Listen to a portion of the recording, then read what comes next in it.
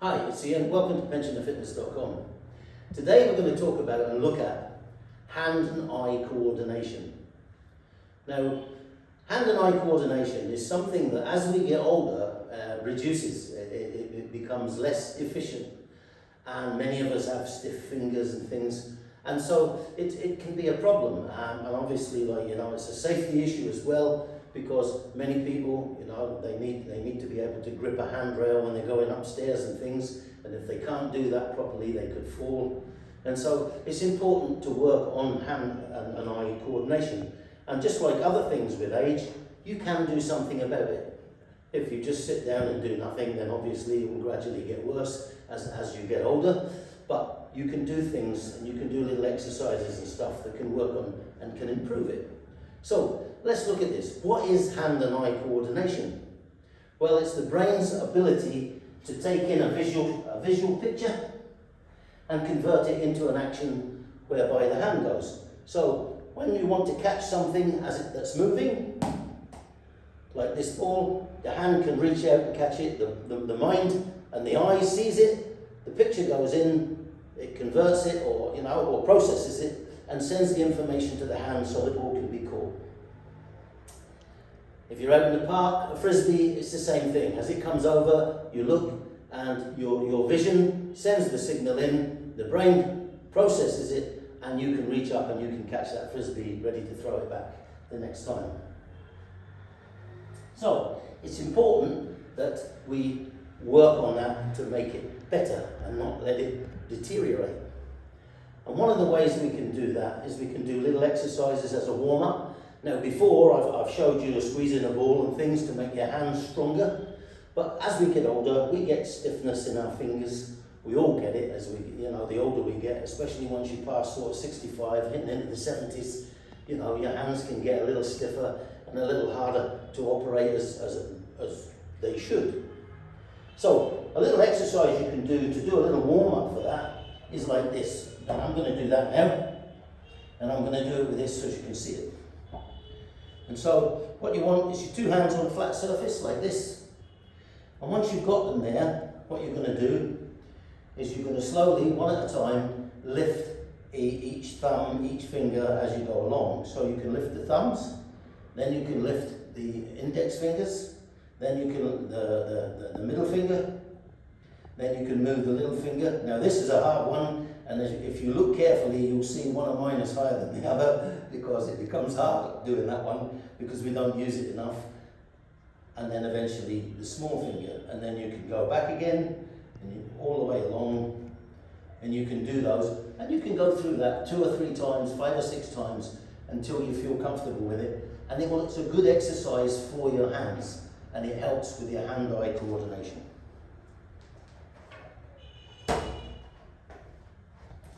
As I said before, your brain has to process the movement. It has so that you can be in the right position to catch whatever it is you want to catch. But something I want to make you aware of is right down here there's an imaginary line that comes right the way down, which is our 2 halves. Now this is one thing, this is another, both sides. But sometimes you want to force your brain to think across there and think across there.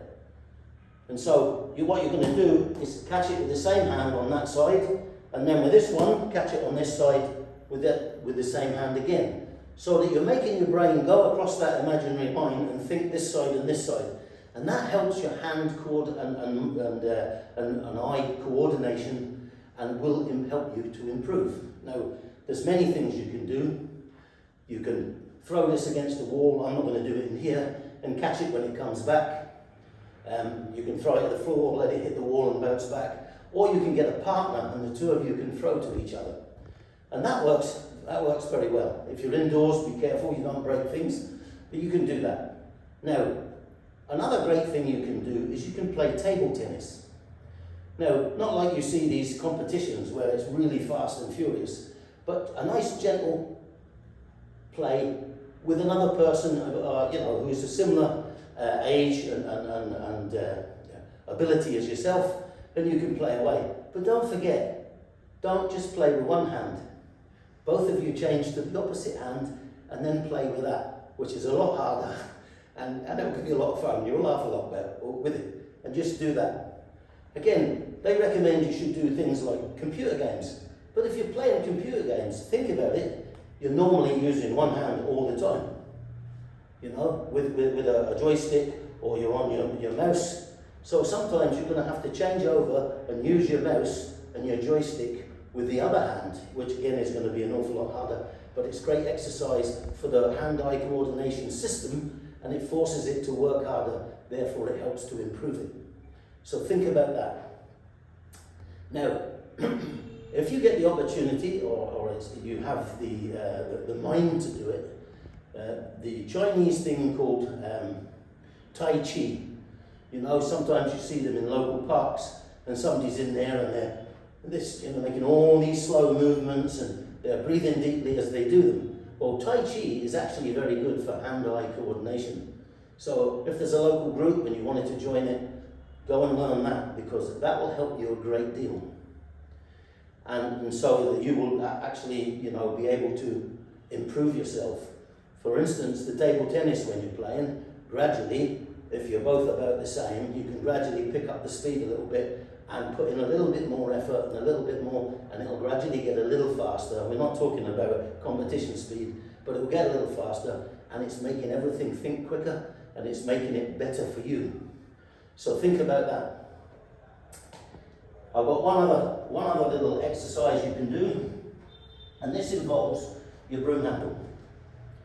So if you've got a broom handle at home, you can take this broom handle and hold it underhand here, overhand here. Now, it's very, very simple. All you're going to do is change them. And once they're changed, change. And you can gradually speed that up if you want, or you can take it a little slower to your best ability. And what you're doing here is, again, you're improving your ability to process what needs to be done and to direct it down to your hand so that you get that hand-eye coordination, and it works very well for you. So think about that carefully. Hand-eye coordination is really important, and you should work on it if you can. Okay, so think about that carefully, and I hope you'll try some of this on the actual blog post when you read it. Don't just look at the video, read the rest of it as well, because there's all sorts of other activities that are mentioned there, like swimming and all the rest of it. Swimming, again, you're crossing that central line, because as you swim, you're using both arms, but you're having to cross this way to this way and this way to this way. Again, it's another good exercise. Read it all. It's very, very good, and it's good information for you. And if you try it all out and you start doing something, you will improve your hand-eye coordination. So that's everything there. Think about this. I want you to practice this for the next 2 weeks, and do it every day if you can. And I wish you good luck with that, and I'm sure you will improve your hand-eye coordination if you follow these rules and these little games to play. Thank you very much. See you back at pensionandfitness.com.